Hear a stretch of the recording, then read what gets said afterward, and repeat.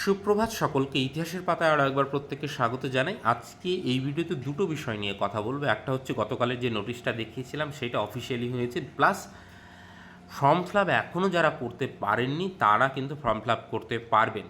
দেখুন, এই যে আমি যখনই কথা বলি অফিসিয়াল সোর্স বা প্রপার সোর্স কিন্তু আপনাদের দেখাই, কিন্তু এই যে গতকাল যে আমি আপনাদের নোটিশটা দেখিয়েছিলাম তখন অফিসিয়াল ওয়েবসাইটও দেখিয়েছিলাম যে সেইখানে কিন্তু তখন আপলোড হয়েছিল, মানে আমি যখন ভিডিওটা রেকর্ড করেছিলাম তখনও কিন্তু অফিসিয়ালি ওয়েবসাইটে এই নোটিশটা ইস্যু হয়েছিল না। এই নোটিশটা আপনাদের সকলের জানা যে যাদের ফটো এবং সিগনেচারে সমস্যা রয়েছে তারা 1 ঘন্টা আগে সেন্টারে গিয়ে তাদের যে সমস্যা সেইটা সমাধান করতে পারবে। 1 কপি ফটো কপি নিয়ে যেতে হবে, আধার কার্ড, ভোটার কার্ডের অবশ্যই আপনার নিজের ফটো নিয়ে যাবেন এবং অ্যাডমিট কার্ড অবশ্যই 2 কপি নিয়ে যাবেন। আর বাকি যা যেরকমটা বলেছে সেইটা আপনি নিয়ে যাবেন। এইটা তাহলে অফিসিয়াল হয়ে গেল, ঠিক আছে। গতকাল কিন্তু আমি যখন বলেছিলাম তখনও কিন্তু অফিসিয়ালি দেয়নি, আমি বলেছিলাম সেটা পরে দিয়ে দেবে, সেটা অনেক রাত্রে দিয়েছে।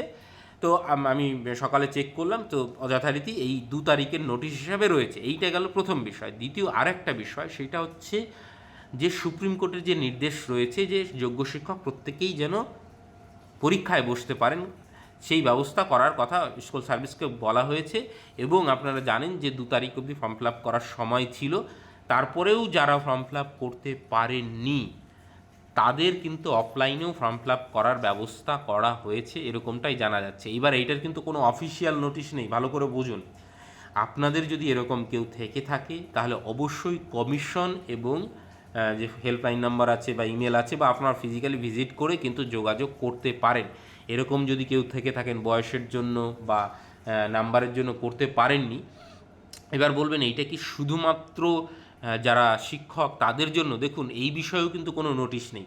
অবশ্যই যারা শিক্ষক তাদের জন্য তো অবশ্যই, কিন্তু তার বাইরেও যদি কেউ থেকে থাকেন তারা ফর্ম ফিল আপ করতে পারবেন কি পারবেন না। এই দেখুন, আবারও বলছি, এটা কিন্তু অফিসিয়াল নয়, ঠিক আছে। কিন্তু দেখবেন যে অনেক কিছুই স্কুল সার্ভিস কমিশনে হয়েছে যে সবসময় একের পর এক নোটিশ এসেছে, চেঞ্জ হয়েছে, প্লাস যে সবসময় যে মানে যেমন ওবিসি নিয়ে, ইডাব্লিউএস নিয়ে, এগুলো নিয়েও কিন্তু সব কিছু প্রপারলি অফিসিয়াল ওয়েবসাইটে এসছে এমনটাও নয়।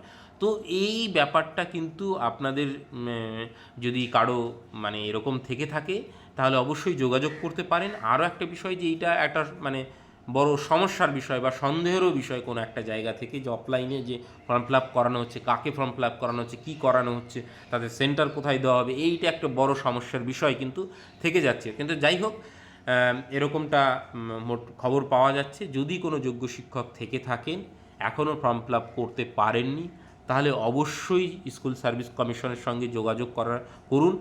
আপনাদের নিশ্চয়ই পরীক্ষায় বসার ব্যবস্থা করো, কারণ স্কুল সার্ভিস কমিশন সব দিক থেকেই চেষ্টা করছি যাতে সবাই পরীক্ষায় বসতে পারে।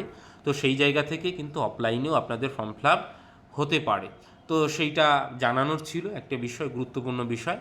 তো আপনারা চাইলে আপনাদের পরিচিত যদি কেউ থেকে থাকে ইনফরমেশনটা শেয়ার করে দিন। আর আমাদের সঙ্গে যুক্ত হতে চাইলে কমেন্ট সেকশনে লিঙ্ক দেওয়া থাকলো, সেখানে গিয়ে যুক্ত হতে পারেন। যে কোনো ফার্দার টিচিং রিক্রুটমেন্ট সংক্রান্ত আপডেটের জন্য আপাতত সকলকে অসংখ্য ধন্যবাদ।